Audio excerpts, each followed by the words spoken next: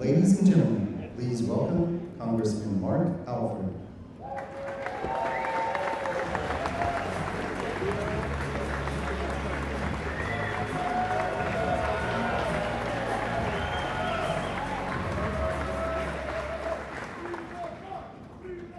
Well, thank you very much. I could use that a lot lately. I appreciate that. Good to see everyone, and welcome, ladies and gentlemen, to the new 4th Congressional District of the great state of Missouri. A district where we are working alongside our great Governor Mike Kehoe to turn the Show Me State into the Grow Me State. And where we are right now, Millbank Manufacturing is part of that endeavor, and it's so good to be here with the workers behind us, the management, the owners. What a great day to be an American. You know, Kansas City has a very long history of manufacturing and business. Not too far from where we stand, just down the river a bit, on the banks of the Missouri River in 1821, a bold young Frenchman named Francois Chouteau, an agent for the American Fur Trading Company, built the first permanent settlement here, trading goods for beaver pelts, destined to become stylish hats for gentlemen back east and in Europe. Those humble trading posts were more than commerce. They were the spark of American enterprise in the heartland. And from furs and frontier grit, Kansas City grew. By the dawn of the 20th century, this city had grown into a true manufacturing powerhouse. Henry Ford chose Kansas City for its very first assembly plant of the Model T outside of Detroit. Opening in 1911, Model Ts rolled off the lines by the hundreds each day, putting Americans on wheels and building the middle class in America. And of course, today, the best-selling truck in America is built just down the road in Clay Como, the Ford F-150. General Motors followed Ford, firing up the Leeds plant in 1929 and creating thousands of good-paying jobs. During wartime, Kansas City made cars and aircraft, rail equipment, and much more. But then came the painful decades of decline. Bad trade deals, offshoring, and Democrat leaders who forgot that a strong nation must make things. Factories fell silent. Families watched their futures shipped overseas, communities hollowed out. But folks, I'm here to tell you today that era is ending. Today, under President Donald J. Trump, manufacturing is roaring back to the United States of America.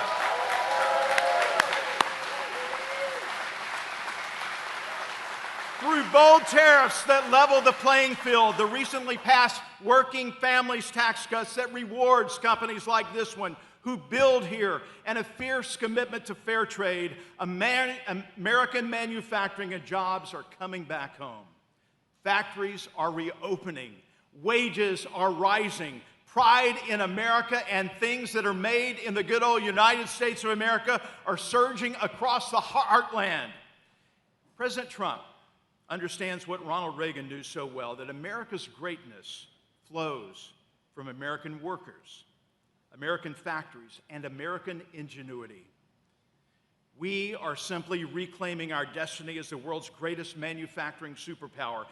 And right here in Kansas City, the resurgence is on full display with Millbank Manufacturing, a family-owned business founded right here almost 100 years ago in 1927. For nearly 100 years, Millbank has been crafting high-quality electrical metering equipment, enclosures, powering homes, businesses, and communities all over our great nation, and all made by hands right here in the Midwest and not communist China.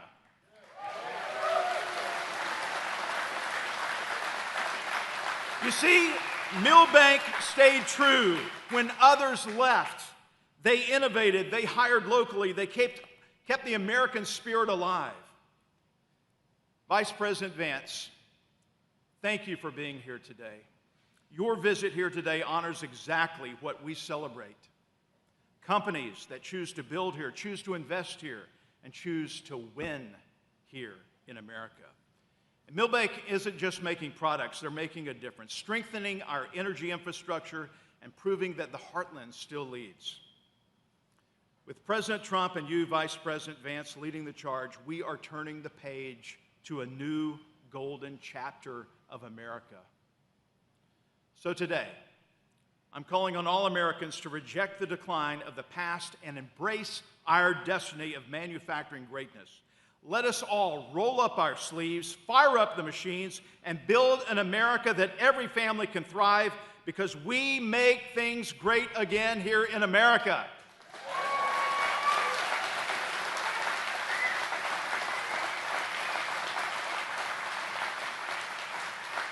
You see, I believe that the best days for Kansas City and America are still ahead of us.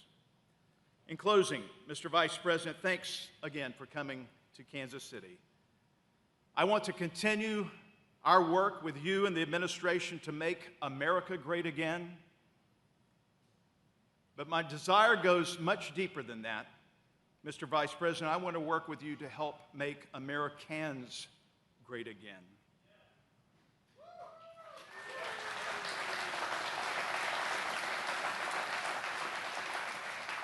Sadly, I think America is more divided than we have been since the Civil War.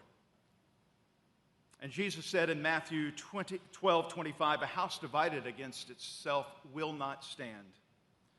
You know, some 40 years ago, Ronald Reagan had the remedy when he spoke words to this effect: "The time has come for us to reassert our trust in God. The time has come for us to realize that we need Him more than He needs us. The time has come to turn to God for the healing of America." We need healing.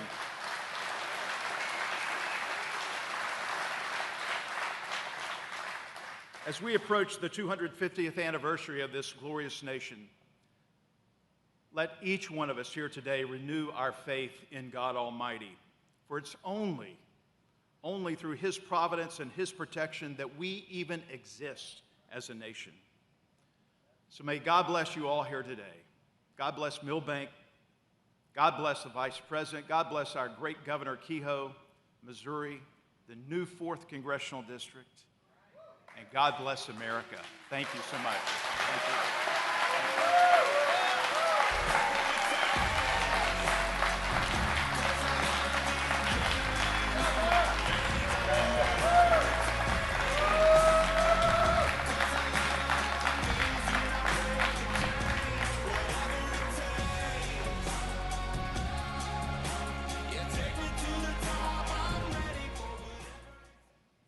Ladies and gentlemen, please welcome Congressman Jason Smith.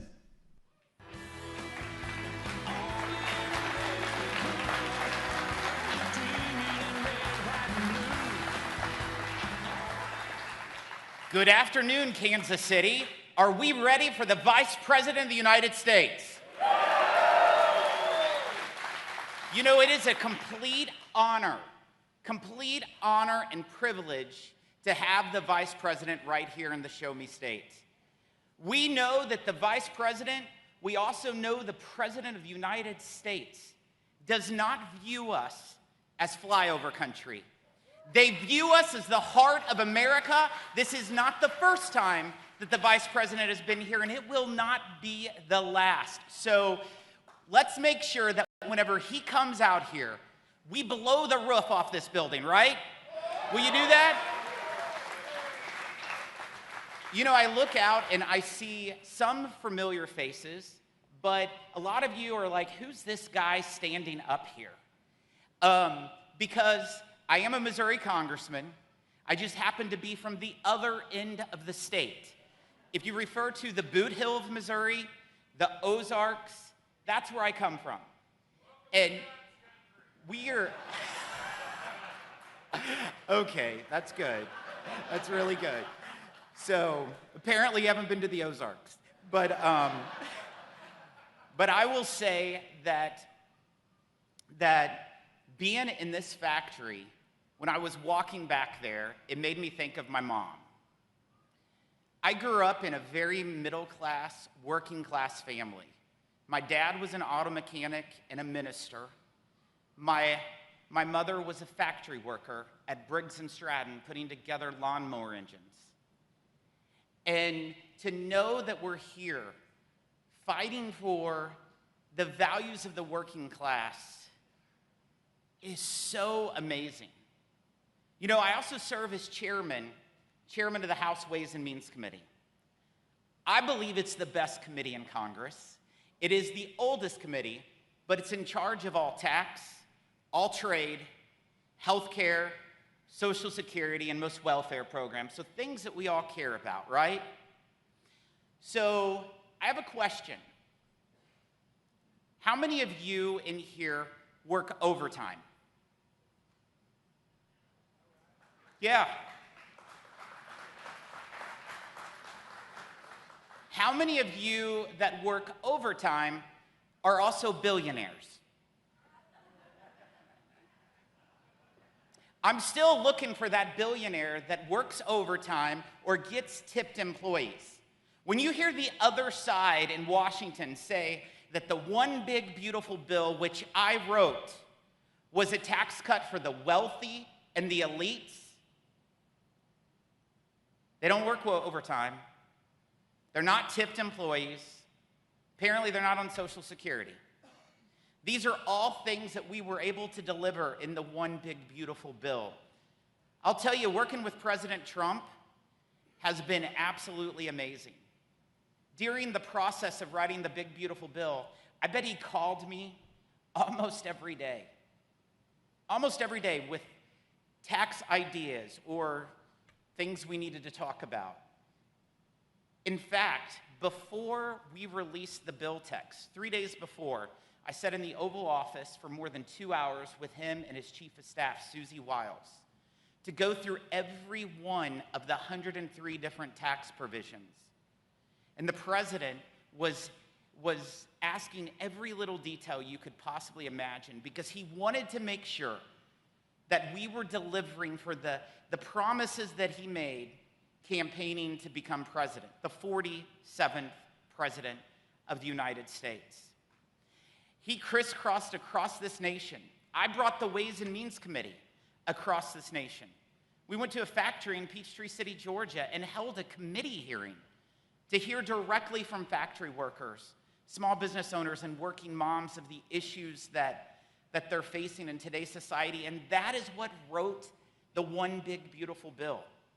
It wasn't lobbyists in Washington, D.C. It was each and every one of you. That is a change. That is a change in Washington, and it's because it's a change in leadership. And we are so blessed to have President Trump and Vice President J.D. Vance helping lead this organization, lead this country. Trade is another thing that we're very focused in within the Ways and Means Committee. And I'll tell you, the president talks to me more about trade policy than he does tax policy. It's because he wants to make sure that American manufacturers and American workers are treated fairly across the world.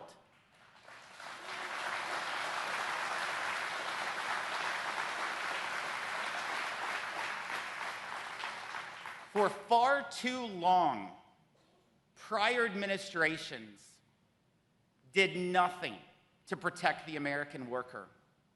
And the president's used the power and leverage of trade to bring companies to the table. When you hear the president say that some of our greatest allies, like the European Union, don't treat us so well when it comes to trade policies, let me give you a couple examples. I'm a farmer in southeast Missouri, so I can relate to cows and chickens and hogs a little bit better than some things. But if you look at the European Union and you look at the country of Honduras, Honduras has 10 million people, and they purchase more pork from the United States than the entire European Union combined. If you look at the country of Angola, a poor African nation, they purchase more chicken from the United States than the entire European Union combined. And why is that?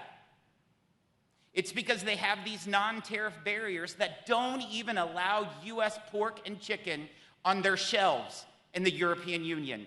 President Trump was not happy with that, and he is stopping that from happening. This is what you do when you have a leader that's engaged in trade policy, making sure American farmers, small businesses, and manufacturers and workers are treated fairly.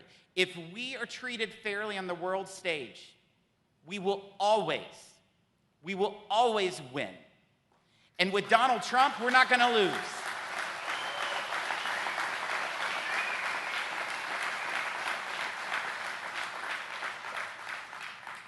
So I want to say thank you for the opportunity to be here, but also I ask of you once again that whenever the vice president is announced, please give him the strongest Missouri welcome. Will you do that for me? I'm going to be listening in the back. And I'm going to count each and every one of you, because when I get on that plane to fly back to D.C. with the vice president, I'm going to tell him, you've never met a crowd like the folks in Missouri. Why? Because we are the best. We're the Show Me State. Let's do it. Thank you all.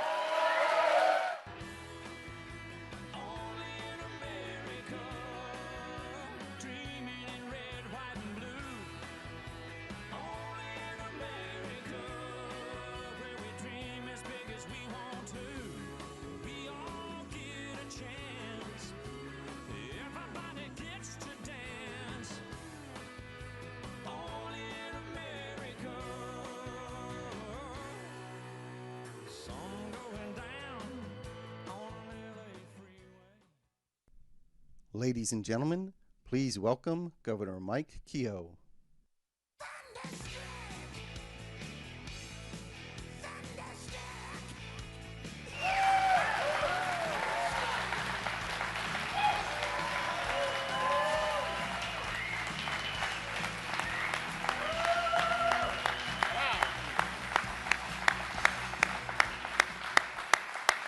Well, this is awesome. What a crowd on short notice. Thank you so much for being here to welcome the Vice President. I met him when he got in at the airport. He's excited to be here, and I think you're going to see a very energized Vice President, as you always see. So good to see so many elected officials with us here. I see House, Senate members. I see Denny Hoskins here, Vivek Malik here. Thank you for your service to the state. It's great to serve with these guys. Scott Fitzpatrick, he's the auditor, so we don't tell him much in case he comes and audits the governor's office. Listen, it's great to be here. Great to be in Kansas City. Thank you for welcoming Congressman Smith to God's country, whoever did that. That was pretty good.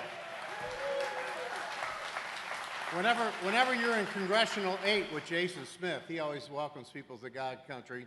Of course, my friend Mark Alfred, longtime Kansas City, and you guys know him. He's doing a great job in Congress. We have an unbelievable congressional team that's really representing what I call Missouri's values. Mark pointed out we now have the Missouri First map that gives us a chance at 7.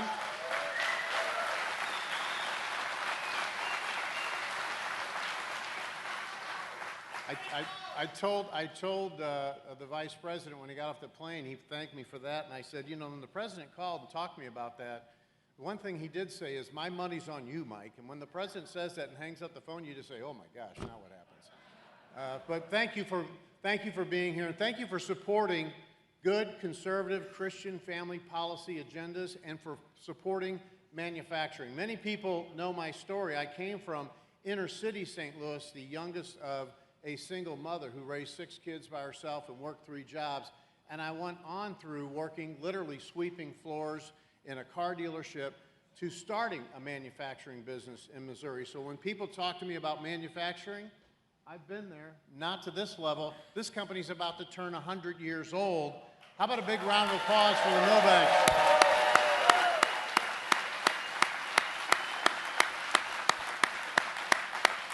But our manufacturing business went from 28 people, the most important jobs in a little town called Osage County, Lynn, Missouri, to now 145 people that work there, and the 3rd largest emergency vehicle manufacturer in the country.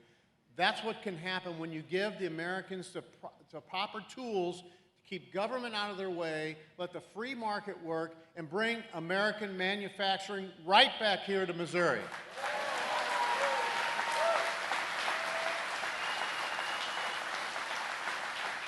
President Trump and Vice President Vance understand that vision. They understand that it's companies like Milbank, it's companies like Osage Industries, my old business, that really give opportunities for families. Somebody like me who came from nothing, from Jason Smith, who came from nothing, whose mother was putting together those engines at that factory floor in Salem, Missouri.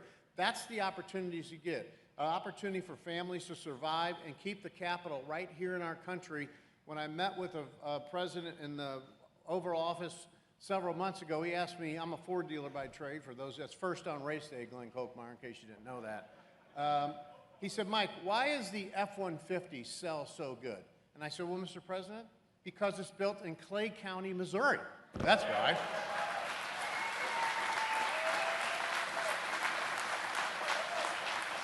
He said, really, I've always liked the F-450 because it's 45. I said, well, we'll figure that out.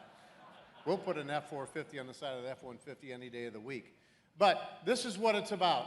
Manufacturing here, support here, understanding the values that the President and Vice President have, and the people that they're trying to get to work with them in D.C., what it will take to move this country forward. It's the opportunity that I received. It's the opportunity that many people in this room have received.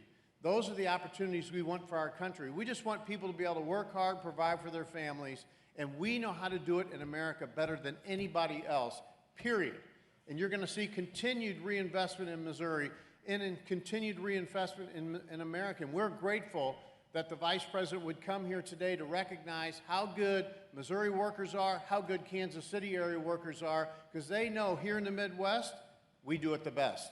This is the heartland. We're the heartland because we have the Show Me State and because we are the people with the most heart right here in Kansas City who build the best products to get shipped globally around the world.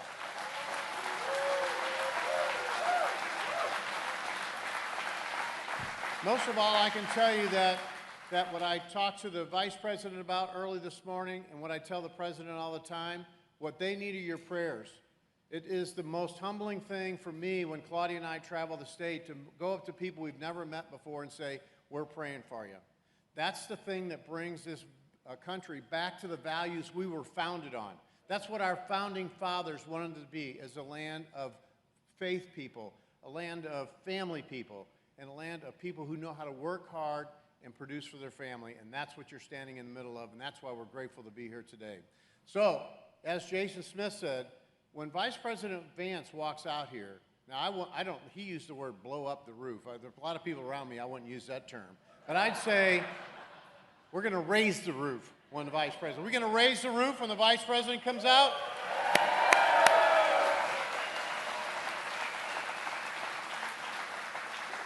You dang right we're going to raise the roof. Thank you so much for being here today. Thank you for supporting these good conservative values that we know are the best things for our country, that really bring us back home to make sure we're the global leading manufacturer about anything you can produce. All happens here in the country, and all happens right here in Kansas City, Missouri. Thank you so much for coming out and support. God bless each and every one of you.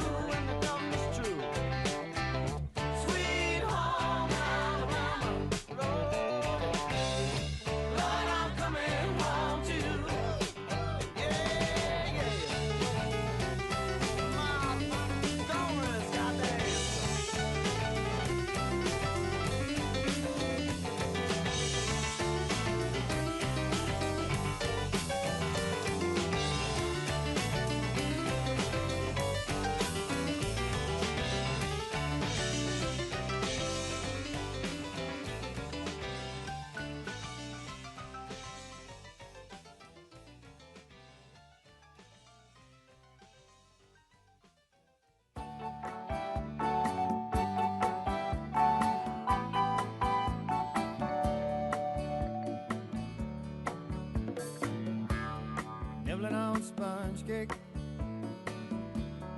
watching the sun bake. All of those tourists covered with oil, strumming my six string on my front porch swing.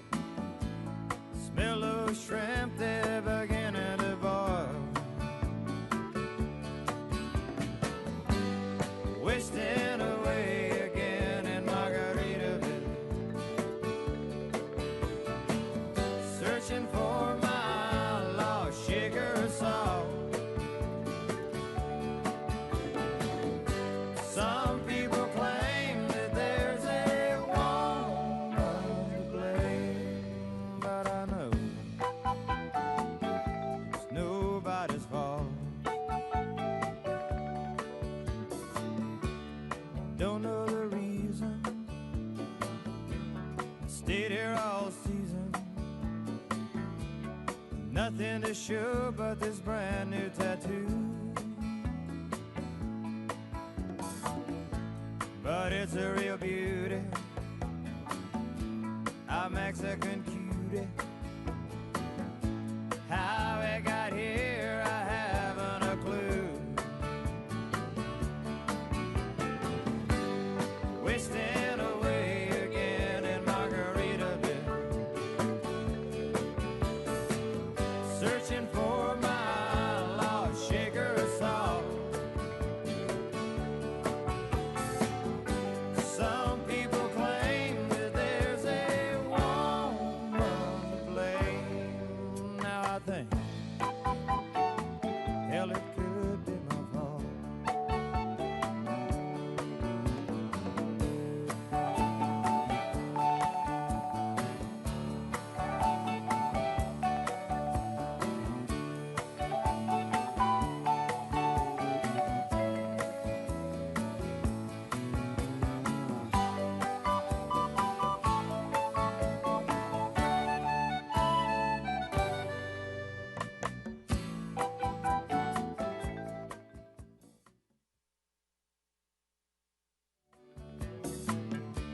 I blew out my Ladies and gentlemen, please welcome Senator Eric Schmidt.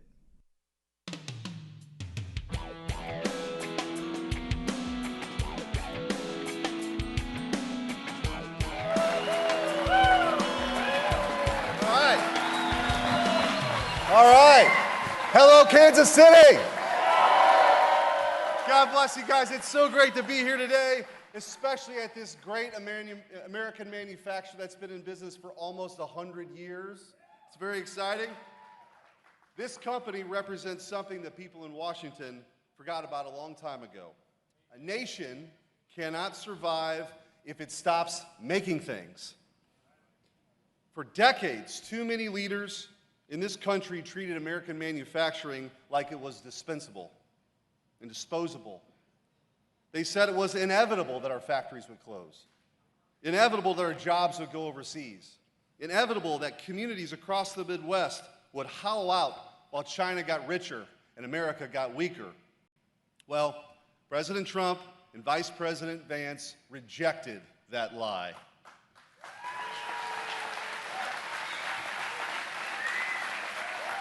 And 15 months ago, the American people rejected it too, and they changed course, thank God. The American people stood up and said, enough. Enough of the chaos, enough of the decline, enough of a government that served only the interests of those everywhere else except its own citizens. The American people sent Donald Trump and Vice President Vance to the White House with a clear mission: to take this country back.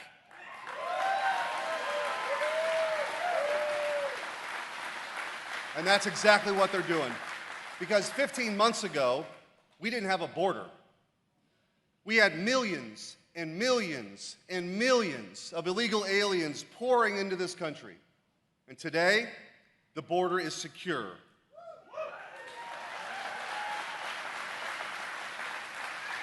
Illegal crossings have collapsed. And for the first time in years, America's enforcing its own laws. Illegal aliens are no longer being welcomed here by the millions. They're being deported.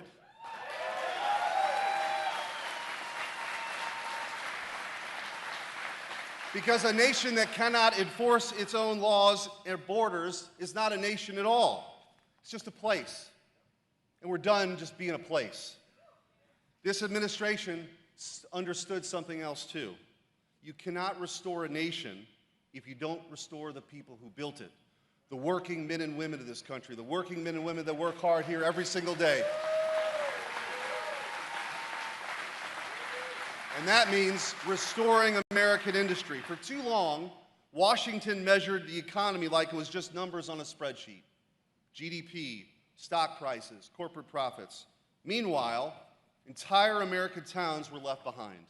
Factories closed, supply chains were moved overseas, middle-class jobs disappeared, and generations of skilled American workers were treated like collateral damage in somebody else's global experiment. There was nothing smart about making ourselves dependent on foreign nations for steel, machine tools, pharmaceuticals, semiconductors, and critical manufacturing.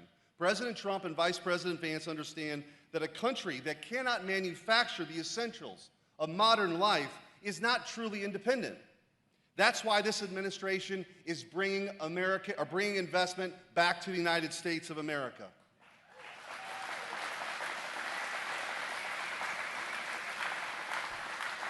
Taxes are down, regulations are being ripped out, energy production is surging again, and companies are investing trillions of dollars back into this country, into American workers, American factories, and American communities. That matters for Missouri. That matters right here in Kansas City. And it matters at companies like Milbank that still believe in building things right here in the United States of America. Because manufacturing isn't just an economic issue. It's a cultural issue. It's a national security issue. It's a civilizational issue. Nations that stop building eventually stop believing in themselves. But America is beginning to believe in itself again. And a huge reason for that is the leadership of Vice President J.D. Vance.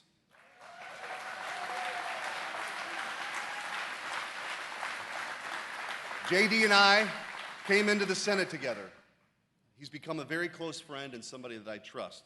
He's smart, he's tough, and knows what I know and what all of you know, that America isn't just some economic zone. America is a people, it's a nation.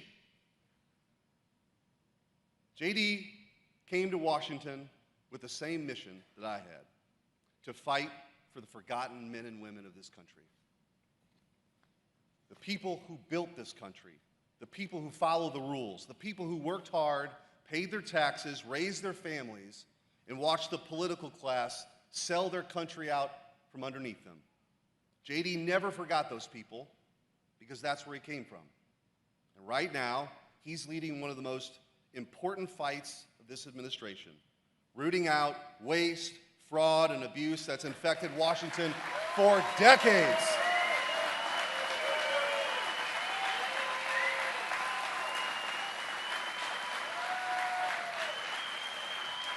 For too long, your hard-earned tax dollars were treated like monopoly money. Billions sent overseas, billions handed to left-wing NGOs, billions spent subsidizing the very institutions working against the American people. Vice President Vance is shutting it down.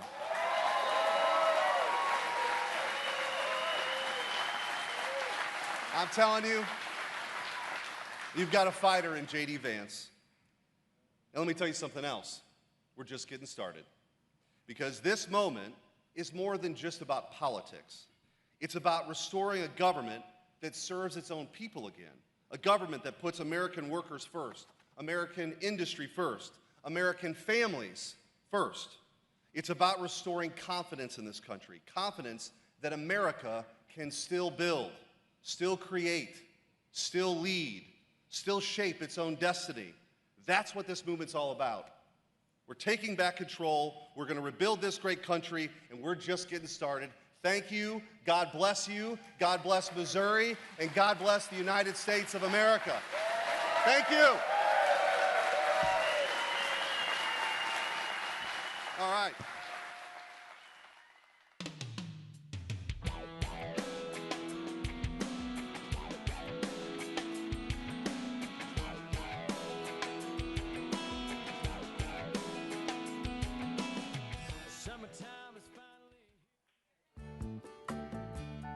Stepped on a pop top, cut my heel, had to cruise on back home. But there's booze in the blender, and soon it will render that frozen concoction that helps me hang on. Wasting away again in Margaritaville.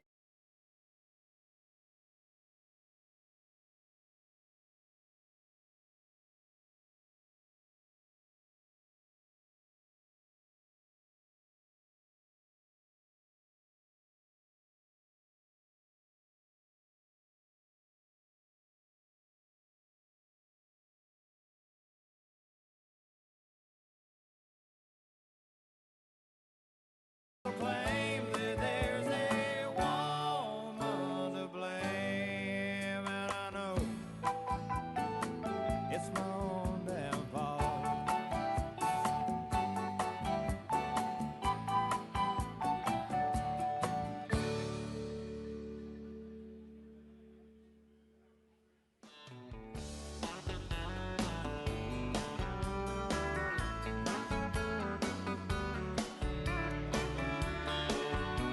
The sun is hot and that old clock is moving slow, and so am I.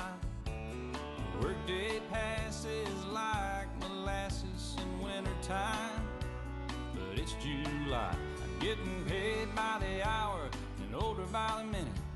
My boss just pushed me over the limit. I'd like to call him something, I think I'll just call it a day. Pour me something tall and strong, make it a hurricane before I go insane. It's only 12:30, but I don't care. It's 5 o'clock somewhere.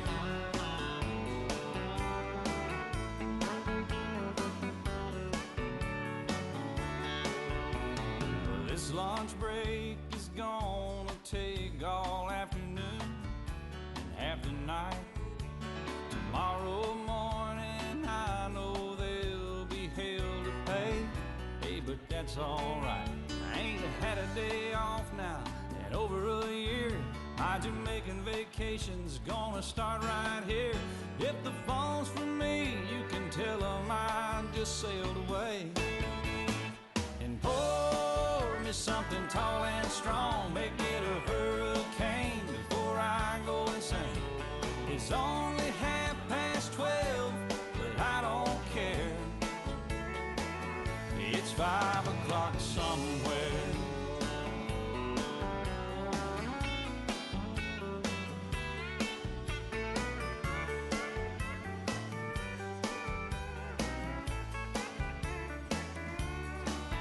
I could pay off my tab, pour myself in a cab, and be back to work before 2. At a moment like this, I can't help but wonder, what would Jimmy Buffett do? Funny you should ask, Al. I'd say, pour me something tall and strong, make it a hurricane before I go insane. It's only 12:30, but I don't care. Pour me something tall and strong, make it a hurricane before I go insane. It's only 12:30, but I don't care. He don't care. I don't care.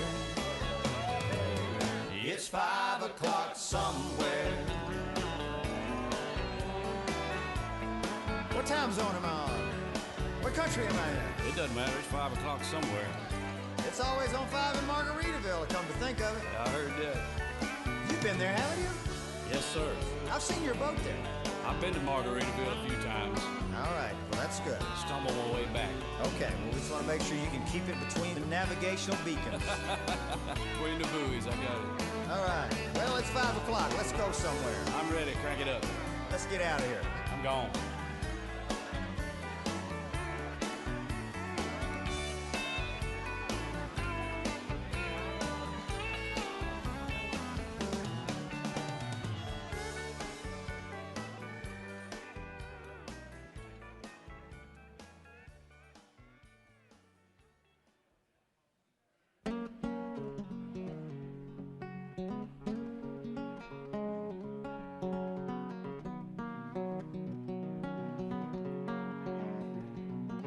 You know, well, I'm a chicken fried and cold beer on a Friday night, a pair of jeans that fit just right, and the radio.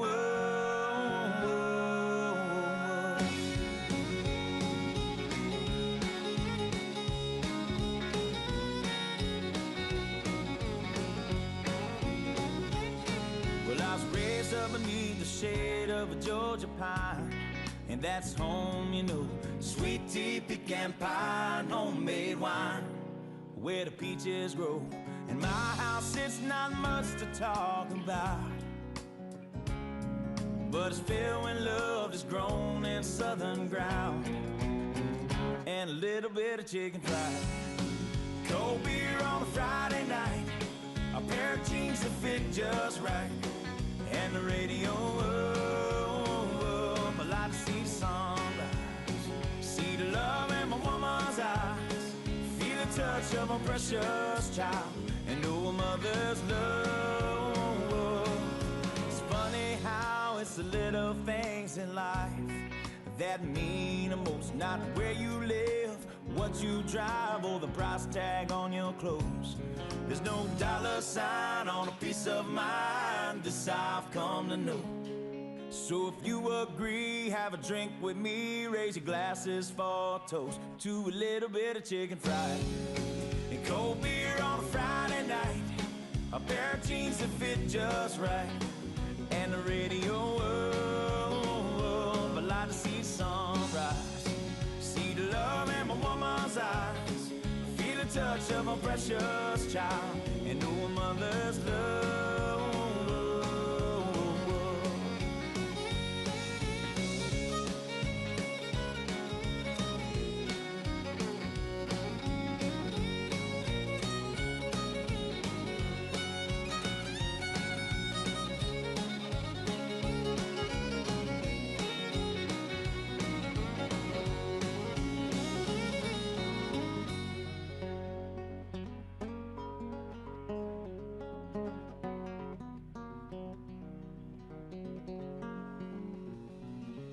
Thank God for my life and for the stars and stripes.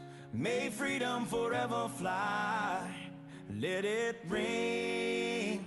Salute the ones who died, the ones that give their lives so we don't have to sacrifice all the things we love, like our chicken fried and cold beer on a Friday night, a pair of jeans that fit just right, and the radio up. I like to see the sunrise, see the love in my woman's eyes, feel the touch of a precious child, and know a mother's love. Gets a little chicken fried and cold beer on a Friday night, a pair of jeans that fit just right, and the radio up. I like to see the sunrise, see the love in my woman's eyes, feel the touch of a precious child, and know a mother's love.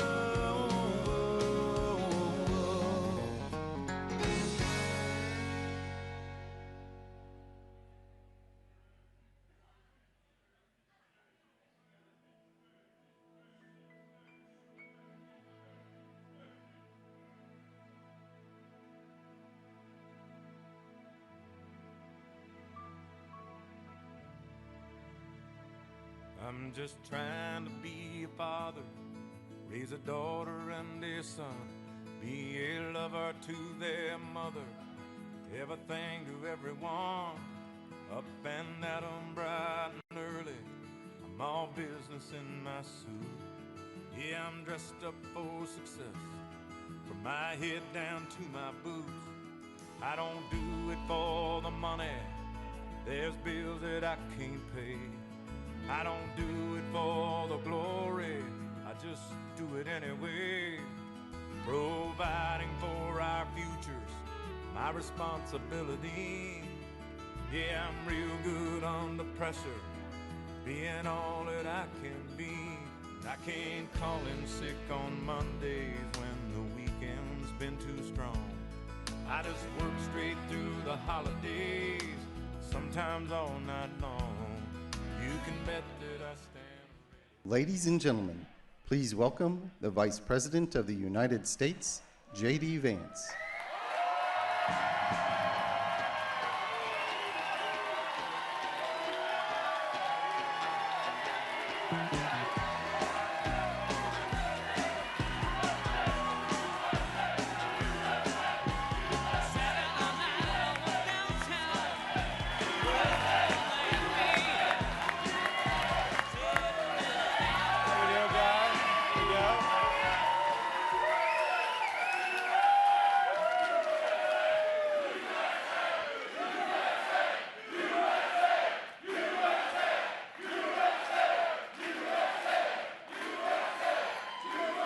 Thank you.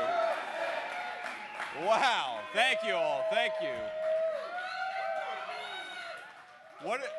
What did they give this crowd to drink before they got here? Semper Fidelis, sir. It's great to be here in Kansas City. We're so thrilled. But before I get started, I got a few notes of appreciation. First of all, it is amazing to be in this great Millbank manufacturing facility. Do we love our American workers and the people who make our stuff?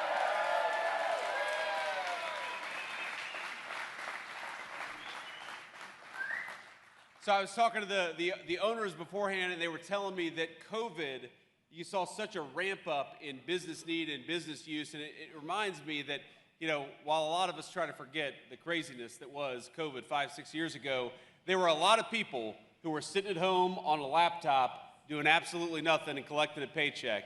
And there were a lot of people who had to come to work and build the things Americans need. They didn't get to sit at home and do nothing. You guys came to work, and we're proud of you for it, and we're grateful.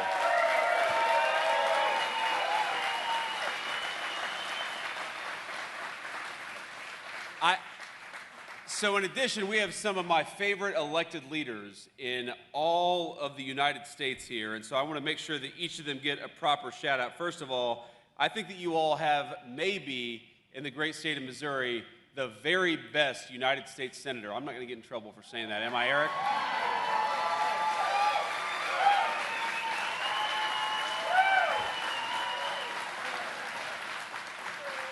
And if you do not have the best senator in all the United States, you've got tied for the best senator with Dr. Roger Marshall. So let's give a shout out to Doc Marshall and to Eric Schmidt.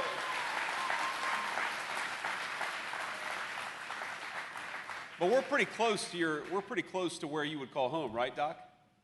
Very close. Okay, good. I love Eric Schmidt. Eric is a better baseball player, but if you need health care, count on Doc Marshall, not Eric Schmidt. All right. We got Congressman Jason Smith. Where's Jason Smith? Good to see you, Jason.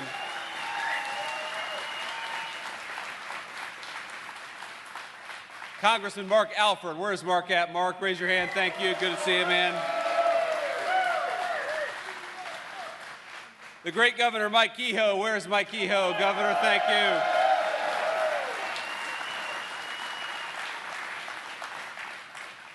Now, when we had that great Supreme Court case that said a crazy thing like maybe we shouldn't discriminate against people based on race, right? Very common sense. Maybe we should build our congressional districts to represent people rather than representing racial groups. Mike Kehoe Mike Kehoe jumped into action and working with the great congressional leadership here in the state of Missouri, gave us a brand new Congressional District 5, which I believe we're sitting in right now. Is that right? Okay.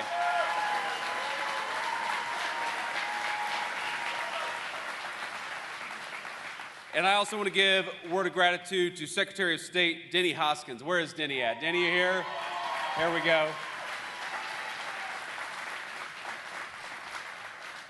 Denny, that is a nice blazer, man. Eric knows, if you wore that blazer into the Oval Office, the President of the United States would take special note of you. I will tell you that the President, he will note if you're wearing anything other than a solid navy blue jacket.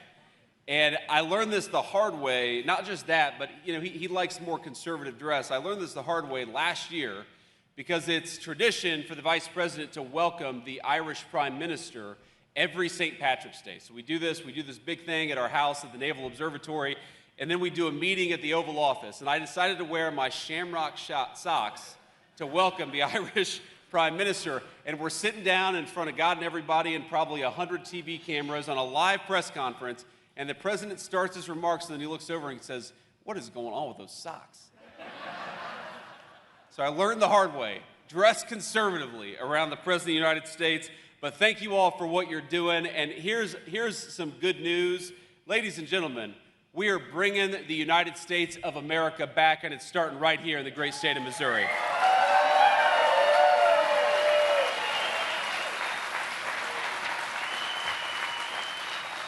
Now, I want to talk about just a few of the things that we've been doing to try to rebuild the United States of America because I'm 41 years old.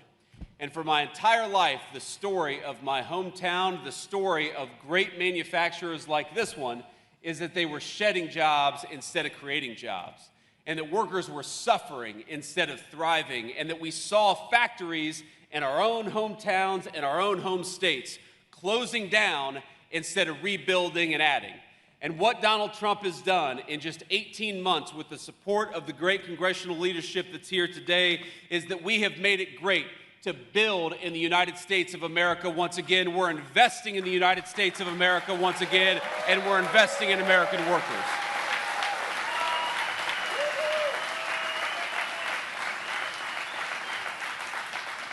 Now that is not an accident, my friends. It didn't happen through accident. It happened through the deliberate decisions of the President of the United States and some of these congressional leaders here today. You ask yourself, how is it that we shocked economists' expectations and we added 123,000 jobs just last month? How is it that we've seen the biggest growth in manufacturing employment last quarter that we have seen in this country since Donald J. Trump was president the first time? How is it that we've seen our construction workers and our manufacturers benefit from this great American economic recovery? And it's simple. We decided to put American businesses and, most importantly, American workers first for a change.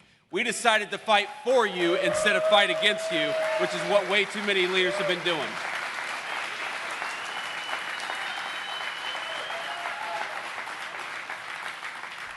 And let me just give you some examples. Unfortunately, because this is a new congressional district, I do not have an incumbent Democrat where I can talk about all the terrible things they've been doing in Washington, D.C. We've got a new congressional district, and what that means is I can't talk about the fact that last year, when we passed the working families tax cuts that Jason Smith authored, and these guys fought for, every single congressional Democrat, save, I believe, one, voted against it. When we decided to put more money in your pocket, every single congressional Democrat except one, a guy in Maine, voted against it. When we voted to reinvest in Missouri's manufacturing workers, every single congressional Democrat save one voted against it. Here's the simple fact. If you want congressional leadership that fights to lower your taxes, that fights to put more money in your pockets, and fights to protect your jobs, the only game in town is Donald J. Trump and congressional Republicans. We're fighting for you every single day.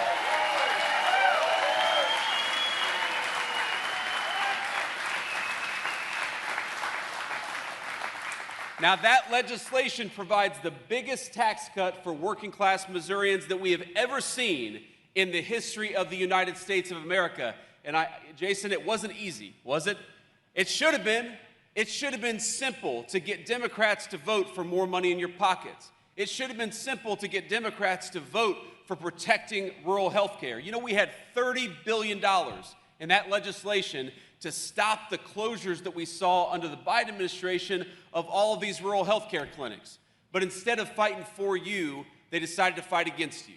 And the simple reason is because the Democratic Party in Washington, D.C., I hate to say it, ladies and gentlemen, it is not the Democratic Party that my mama and papa belonged to.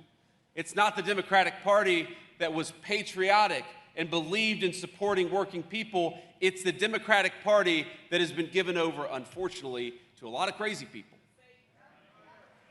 You can say that, I won't, man. Because while I believe I'm fundamentally, Eric Schmidt knows this, I'm fundamentally an optimist about the United States of America. I believe that we have dedicated and patriotic people, whether they've got a D next to their name, an R next to their name, or whether they're independent. But as much as the historical Democrat Party, and I'm sure a lot of Missouri Democrats love this country, congressional Democrats have lost their minds in Washington, D.C.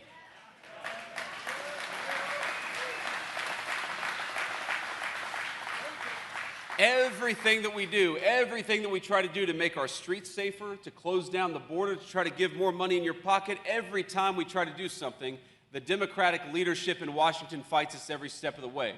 And you don't have to take my word for it. I'd ask you to go back, if you ever are confused about the priorities of congressional Democrats, I invite you, go back and watch the State of the Union address of just a few months ago. It feels like a long time ago. But the cool thing about the State of the Union being Vice President of the United States is I get the best seat in the House. Now, the downside of it is you get the best leg workout because for 2 hours it's stand up, sit down, stand up, sit down. But here's the thing. When we had some very simple things, some things that you would expect every American, whether they're a Democrat or Republican, to stand and cheer for, Democrats sat on their hands. When we had a 6-year-old girl, beautiful little girl, who had been wounded by an illegal alien criminal. She was there, we were celebrating her, she was so happy, this beautiful little girl, she was hugging her dad and proud to be in the United States Congress. And the president called her out, and what happened? Congressional Democrats sat on their hands. And when the President of the United States said, ladies and gentlemen, I'm gonna just restate a simple principle. If you believe the purpose of the American government is to stand up for American citizens rather than illegal alien criminals, I'd like you to stand up and cheer. And what happened? Every single congressional Democrat sat on their hands. You got to ask yourself, what's wrong with a party that will not stand up and cheer for a 6-year-old little girl who's been wounded by an illegal alien criminal?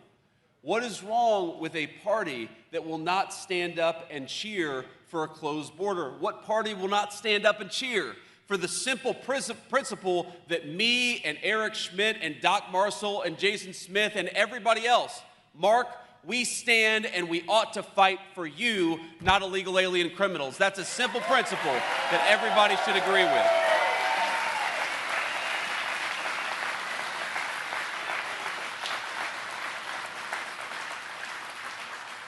But I sit there, I'm behind the President of the United States, and it's not just that they sit on their hands, it's as there's no courage and no leadership.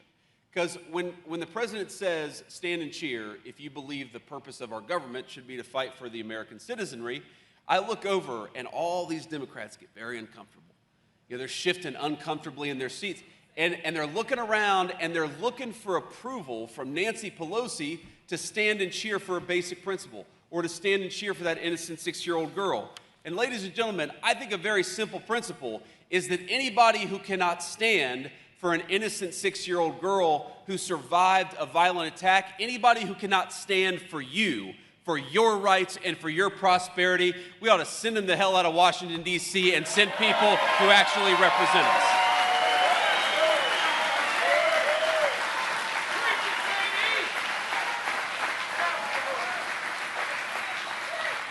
And that's what's going to happen. I don't know. Do we know who's running yet in this open congressional seat that we just created? Who is it?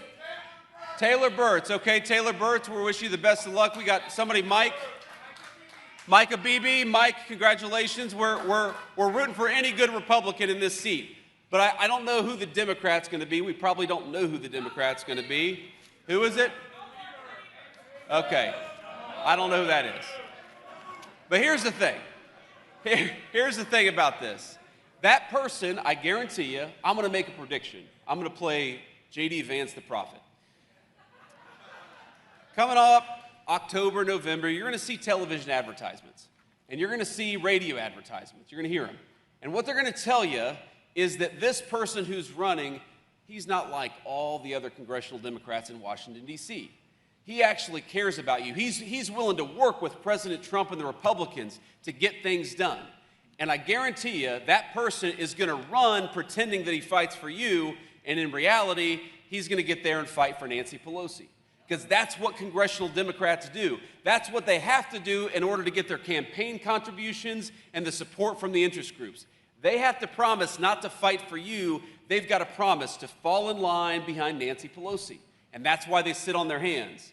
That's why they refuse to clap and cheer for the simple principle that your government ought to fight for you. And that's why we cannot let those people anywhere near congressional leadership in Washington, D.C.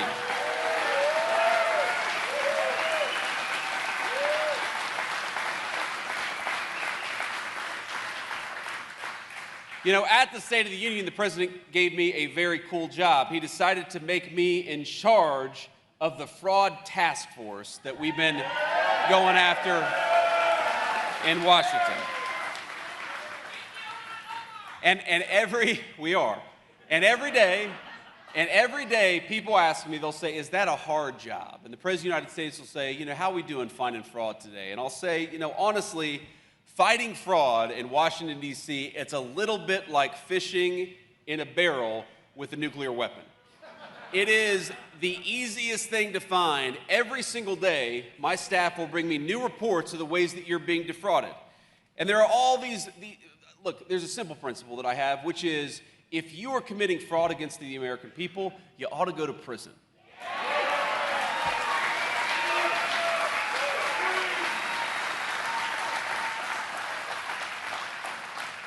If you are a public official and you're not fighting against fraud, you ought to have your money taken away because you should not be able to steal from all of you and give it to fraudsters.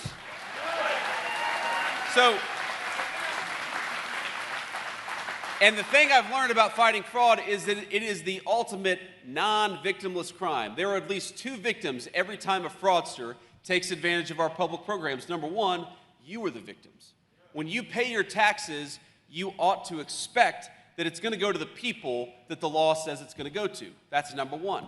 But number two, when you pay into a program, let's say you pay your taxes and you know it's going to go to the food stamp program to ensure that low-income children actually have the ability to eat. You expect that money to go to a child to keep that child from being hungry. You do not expect it to go to a Somali fraudster because Governor Tim Walz in Minnesota is not doing his job.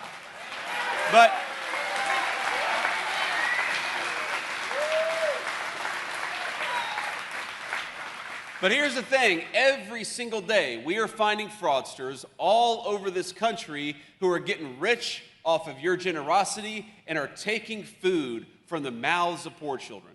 And that is what must stop, and that is what we're stopping with the fraud task force. Just last week, we actually prosecuted a fraudster who was stealing people's check information, stealing their identity, and writing bad checks. And that person was from Detroit. You know where we prosecuted him? Right here in the Western District of Missouri. And that person's going to prison.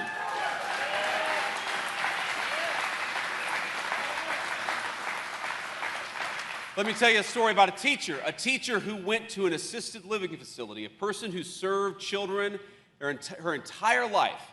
She goes into an assisted living facility, and a fraudster manages to get a court to appoint him as her power of attorney. So this woman, over a lifetime of hard work and dedication, she saves $750,000. That's meant to go to her medical bills. That's meant to go to pay her assisted living bills. And this guy slowly, over time, steals from her, lives large off of her generosity, and she doesn't even realize it until one day she gets kicked out of her assisted living facility because a fraudster was paying himself instead of paying her bills. Ladies and gentlemen, this has happened thousands and thousands of times all over the United States of America.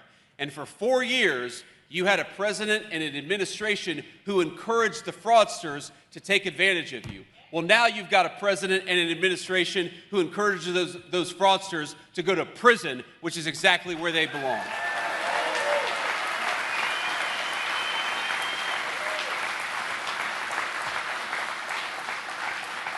When somebody steals $1.4 billion from the Medicaid program, that is theft from you, and that's theft from people who deserve to be able to go see a doctor.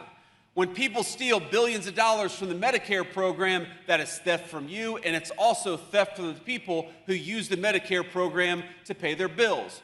When somebody steals money from a program that's meant to benefit autistic school children, that's theft from you, and it's also theft from those children who depend on those services. One of the things I love about our country is that we're a generous people. We look after one another.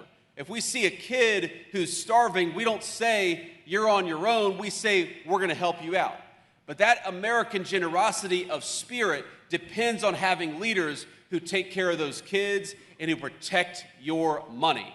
And what we had for 4 years was leaders who promoted the fraud. Ladies and gentlemen, now we have leaders who promote you, who fight for you, who fight for your tax dollars, and fight for the kids who need those programs. And ladies and gentlemen, the only way to do that is to send the fraudsters to prison, and that's where they belong.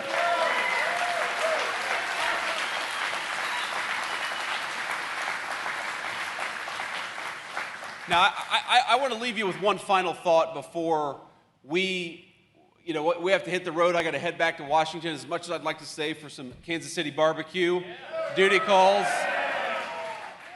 You know, the two places where I'd say they always say they have the best barbecue are Kansas City and Memphis, Tennessee. So who has the best barbecue, Kansas City or Memphis? All right. I'll tell that to our Tennessee friends, but I think you're a little biased. If I'm being honest, you're just a little biased. But here's the thought I want to leave you with. I think like a lot of you, I didn't grow up with a silver spoon. I didn't grow up with everything handed to me. I was raised by a mamaw and papaw. My papaw was a union steelworker for 40 years, and my mamaw was the person who took care of me when drug addiction made it hard for my own mom to take care of me herself.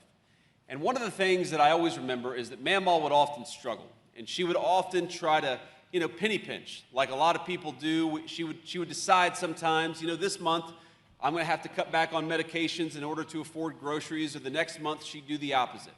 A lot of these debates, a lot of these conversations that people have to have when things get tight. And I remember as I was growing up in Middletown, Ohio, I'd read the newspaper, or I'd just drive down the street and I'd see another factory that employed one of my friend's dads was closing down. Instead of adding jobs, they were shedding jobs. And I remember thinking to myself, why is it like this? Why is it that we have leaders who allow our jobs to get shipped to Mexico and China? Why is it that we have leaders who don't fight for hardworking taxpayers like my grandmother, but fight for the people who are getting rich by defrauding the system? And I realized it was a simple question of political leadership. The reason why those people were not fighting for you, the reason why they were sending jobs overseas, the reason why China and Mexico were building while the United States was shrinking, it was a simple question of political leadership. You had people in Washington who weren't fighting for you. And what I aim to do, and what the President of the United States aims to do every single day, is to be a president who fights for you, who fights for your jobs, who fights for your tax dollars, who fights for your money, and fights for your safety. Now, I happen to believe that one of the things that really made America great, and that we got away from the last few years, is that whether you were rich or poor, you had public safety. We had security in our neighborhood. We didn't grow up with a lot of money. We didn't grow up with a lot of extra benefits, but you know what we had, because the police were empowered to do their job in my little town in southwestern Ohio, is that we had safety. I felt like I could walk down the street without getting mugged or robbed. That was a good thing.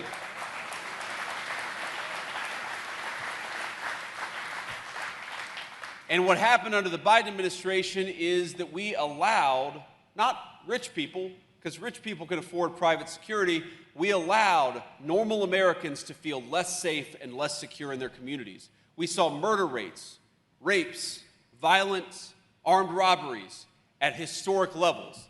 And in just 18 months under Donald Trump's leadership, by empowering our local law enforcement and empowering the police officers who keep us safe, we have the murder rate at the lowest level in 127 years.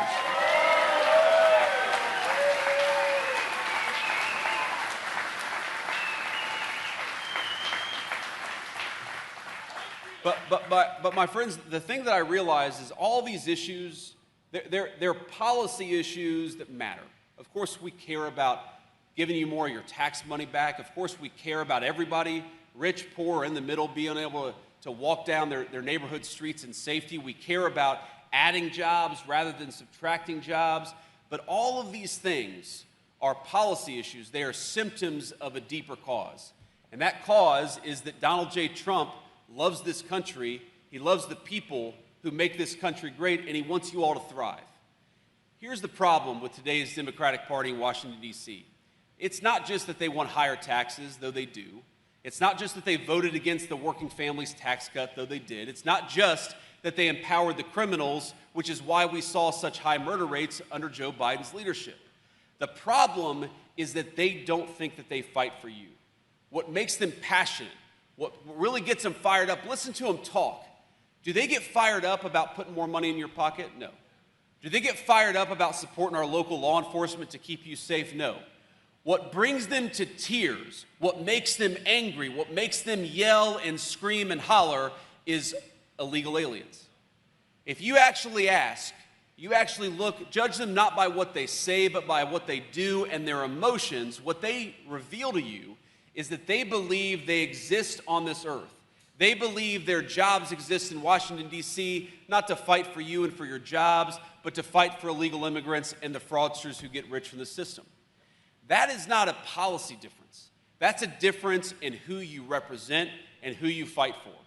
Now, here's what I'm never going to promise you. You know, just these four leaders who had to step away because they're going to fly back with me to Washington, D.C. They're going to disagree about policy issues. Even the four of them are not going to vote the right way or the wrong way on every single issue. They're going to have disagreements even among themselves. I'm not asking you to support congressional Republican leadership because you agree with everything Republicans do in Congress. I get frustrated with them from time to time. By the way, pass the SAVE Act. That's something they need to do.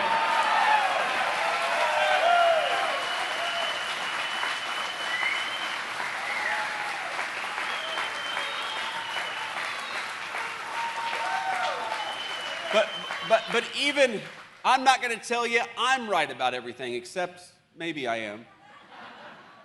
But I'm not. You're going to disagree with me from time to time. Of course you are. You're going to disagree with the President of the United States from time to time. That is the nature of living in a society with as big and diverse a population as we have. So I'm not asking you to vote for Republicans because we're right about everything. I'm asking you to vote for Republicans because at least we know who we fight for, and we fight for you. And I'm asking you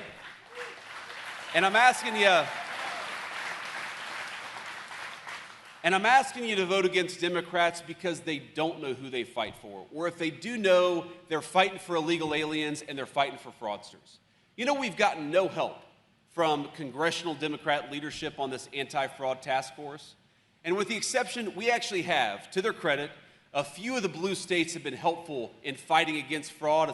A few of the blue state governors and their leaders have been helpful. But by and large, most of the big city states, the big city mayors and the big state governors, they have fought tooth and nail against our anti-fraud efforts.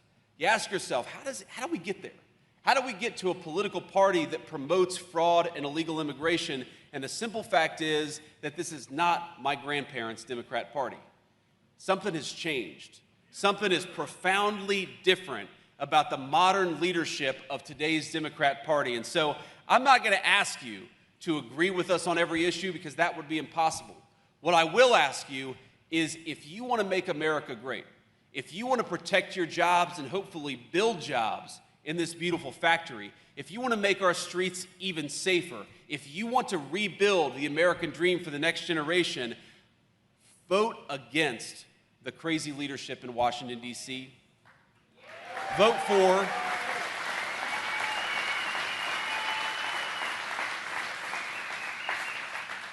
Vote against the congressional leadership that will stand up and say we care more about illegal aliens than we do American citizens, and vote for the leaders in Congress who have promised that they're going to fight for you.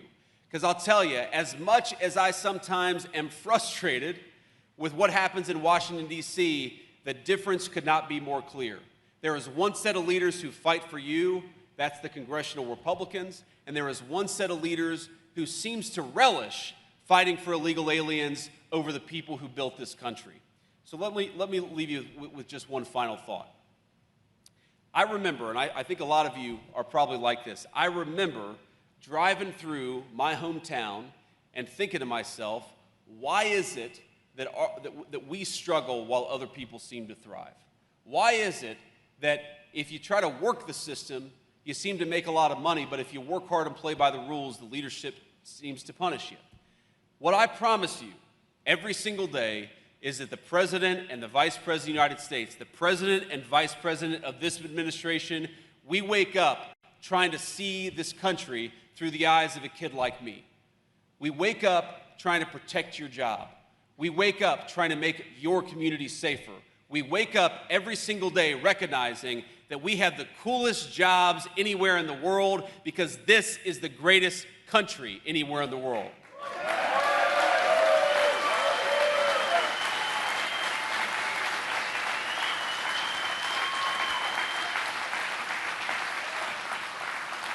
So what I'm going to tell you is because you come up and every day you work hard and play by the rules, we're going to fight for your tax dollars. Because you just want to raise your children in safety and security, we're going to fight for local law enforcement. Because you want to build great things at this beautiful factory, we're going to fight for great American manufacturers and the workers that they employ. Ladies and gentlemen, you make America great, and we will not stop fighting for you. God bless you, and thank you for having me.